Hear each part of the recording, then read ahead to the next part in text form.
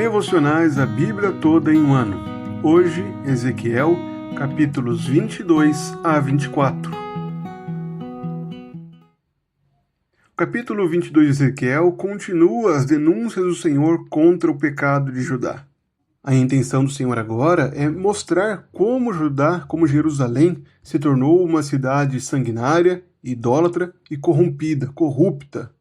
O Senhor denuncia os príncipes de Israel porque cada um deles está preocupado apenas em derramar mais sangue. O povo se tornou totalmente corrompido, negligenciando os seus pais, não honram mais o pai e a mãe, eles praticam extorsões contra os estrangeiros, são injustos quanto aos órfãos e viúvas, quanto àqueles que mais precisam, desprezam as coisas santas do Senhor. Se contaminam com carne sacrificada aos ídolos, praticam relações sexuais que são impuras e desagradáveis ao Senhor, perversas. Os homens aceitam suborno para derramar sangue, eles emprestam com usura a fim de tentar extorquir o seu próximo, explorá-lo.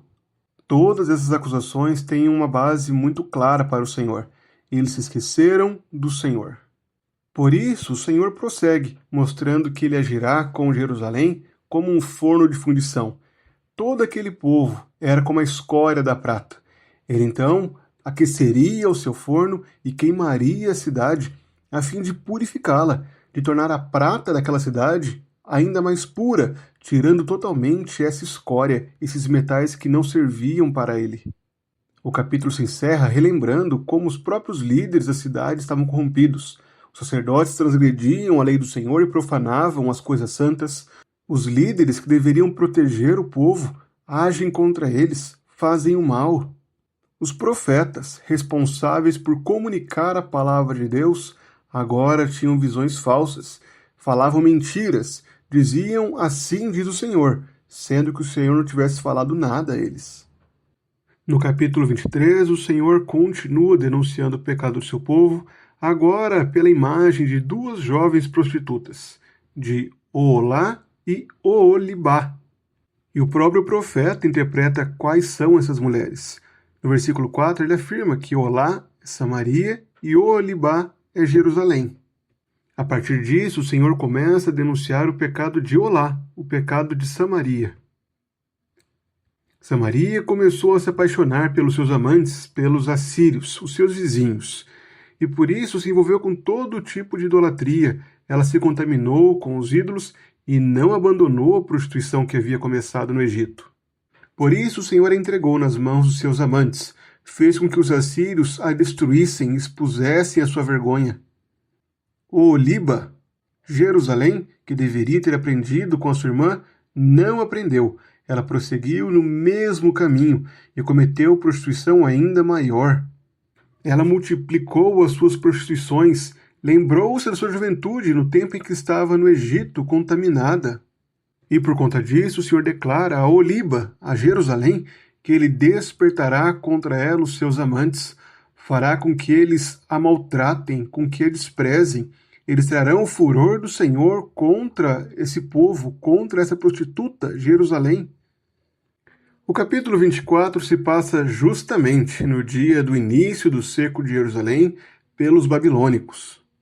O Senhor ordena que Ezequiel registre esse evento, que é o clímax, que é o objetivo de todo o juízo que tem sido anunciado desde o início do livro.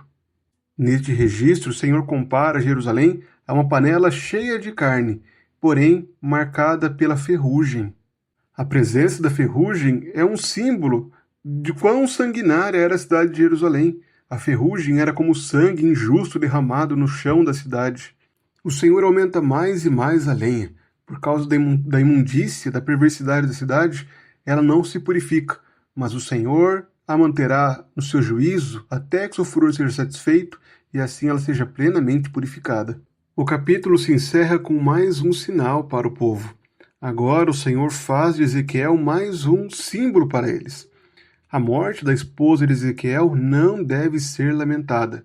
O Senhor tirou a delícia de seus olhos, aquela a quem ele amava, justamente para que fosse ilustrado o amor do povo por aquele templo, agora corrompido pela idolatria. E quando o Senhor tirasse o templo do seu povo, destruísse a sua casa e o seu povo visse aquela destruição, o povo não deveria lamentar, pois o Senhor chamou esse povo para suportar essa dor. Os capítulos que nós lemos mostram o juízo do Senhor contra Jerusalém. Apontaram para os muitos pecados e os muitos níveis de pecado. Tanto o povo quanto os seus líderes estavam totalmente corrompidos, e por isso o juízo do Senhor era certo e inevitável. Nesta passagem, o Senhor também traz alguns exemplos de como seria o juízo. Ele destaca a ilustração da panela com a carne dentro, marcada pela ferrugem que mostrava o cerco de Jerusalém e todo o sangue que havia dentro dela por conta da injustiça que cometeram. Também há a morte da esposa do profeta, a qual ele não deveria lamentar, assim como Jerusalém não deveria lamentar a perda do templo do Senhor, que seria uma consequência do juízo de Deus. Jerusalém era uma cidade corrompida, marcada pela prostituição. Mas é Cristo quem purifica o seu povo. É por meio de Cristo que a noiva do Senhor agora é purificada. O Senhor nos declara que Cristo amou a sua igreja e se entregou por ela, para que ela fosse santificada pela purificação da palavra e também para ser apresentada diante de Cristo como uma igreja gloriosa, sem mancha, nem ruga, nem qualquer coisa, mas sim santa e sem defeito. Além disso, a condição da cidade de Jerusalém, com uma panela fervente marcada pela ferrugem, mostra o peso do pecado. O pecado trouxe o afastamento do Senhor do seu povo, mas é por meio da cruz de Cristo que nós somos reaproximados. Portanto, nós, como igreja do Senhor, devemos guardar nosso coração. Não devemos andar na corrupção, devemos andar em santidade, sermos fiéis ao Senhor, temermos a Ele e o honrarmos com a nossa vida. Agora, como noiva de Cristo, somos chamados à santidade, a rejeitarmos o pecado e a crescermos cada vez mais em conformação a Cristo e vivendo para a glória dele.